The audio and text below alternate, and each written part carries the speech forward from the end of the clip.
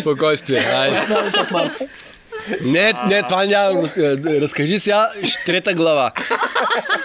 Значи минахме през българския овчар, дето е дал принос в Хитлеровска Германия. Да, в Втората световна война българска. А Малахов казва, нали, по индийско, да, аз имам. Конце. Остави сега. Конце, кай. Консистенцията. Работа.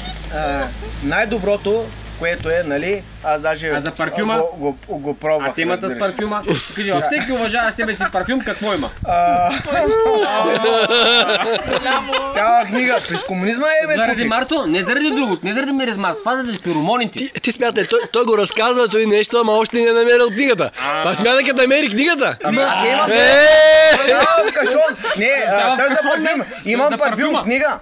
За парфюма и там пише специална глава. Да, най-добрите най-скъпия, да. Най-скъпия парфюм, какво има? Какво има, От чакал врата му. Чакай сега. Къде бях стигнал? Чакай, че ме заболя и тук диафрагма. И че не знам, беше стигнал. Ода и тук показа как почва машината и там свърши. За Малахов да Това е голяма колба. Къде за Малахов? Малахов, той и го гледам на живо. И тичам при баща ти на руската телевизия, гледай го. Сина мацкато и от цялата страна рецепти. Той Малахов, той написа 20 книги, 30. Аз научно на руски по 2 чешита му ги купувам. 2 екземпляра, много ценни и почнаха да излизат на български. На български ги купувам, даже на Косака. Те са гонцат българите и превеждат точно. Така, и Косака ги уважава руските. Защото аз му оле го купувам. Отида в София и тъй. По 80 лева бяха книгата. И той пише, най-големия лек за човека, нали, събираш, разбираш, 1 кило урина, слагаш в един глинен съд и изпаряваш да стане и на четвърт. Става едно мазно такова, обаче голям мириса, нали, аз изпарявах. И после каза, мажеш тук, дето има рак или го пиш и излязоха, ако си направиш клизма и веднага излизат всичките полипи. И като си направиш нещо друго клизма и веднага и се изсираш. Стои като си направиш клизма и то стои вътре. Организмът го приема, разбираш.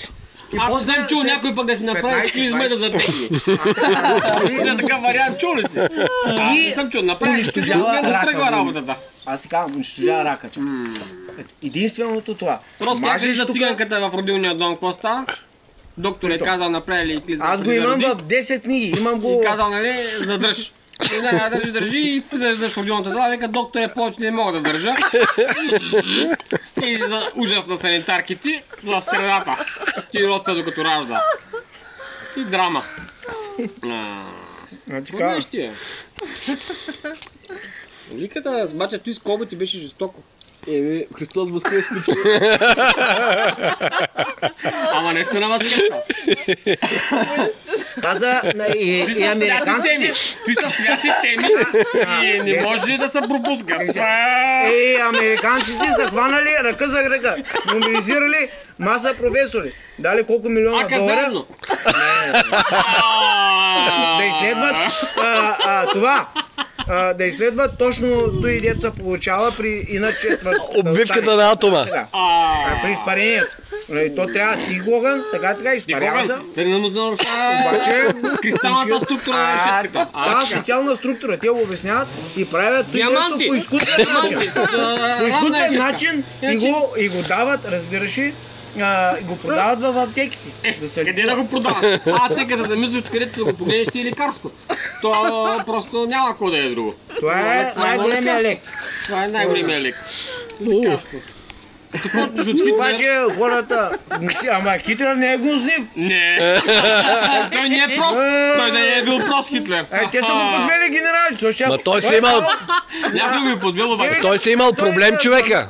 Как ще го... Може да умрели заради него 60 милиона хора, обаче той тласнал, разбираше, техниката напред. Не, всичко тласнал напред. Тласнал? Понеже за военното еди, какво си еди, Хитлер. Малко с ръки, ама... И с ръки е добре. Боби е немски възпитаник. Не, ама аз зато и не го уважавам. Да речем, ама просто го зачитам. Мой човека дал Сега нямаше да сме и тук да Ама си не, така, нямаше да има GSM, ако не беше. Ако нямаш и български столетници, бе. Да, Да го направят. да. Български война. Да затегни. Инак няма дой. Той ще е ял овчарска турбичка. Дете, какво става с нашето момче? Те могат да разберат. Бутуша пълен. Бутуша пълен. Добре, бутуша пълен. Ете. Бутуша пълен. А пак то после, оня ял капсела бурса пасторис. Овчарска турбичка затегнал. Като не е... Защото те пиели много чайови тук, такива... Кой пил чай? Тук само припичена ракия, човек. Кой овчар ще пие чай? Само един път ядат прасенци, което е екологично чисто. Един път. Баба на месеца един път колеше кокошка. Ама всяка вечер пие ракия.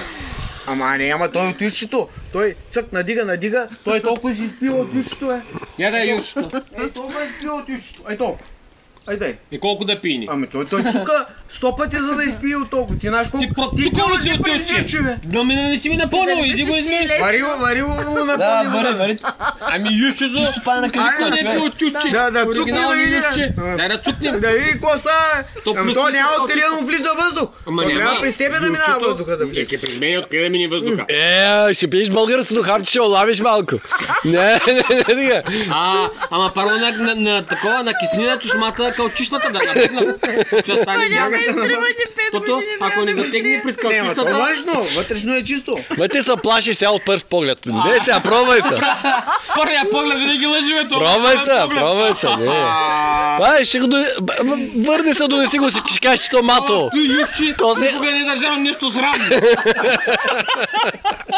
На много лекарства са държали. Откачната. Той е българин, ще имало... Не, вика, Ваското да е нещо мръсно, пак то е едно. Не е нещо мръсно. Васко вика, разбирам да е нещо мръсно. Мо не ми вика, вика.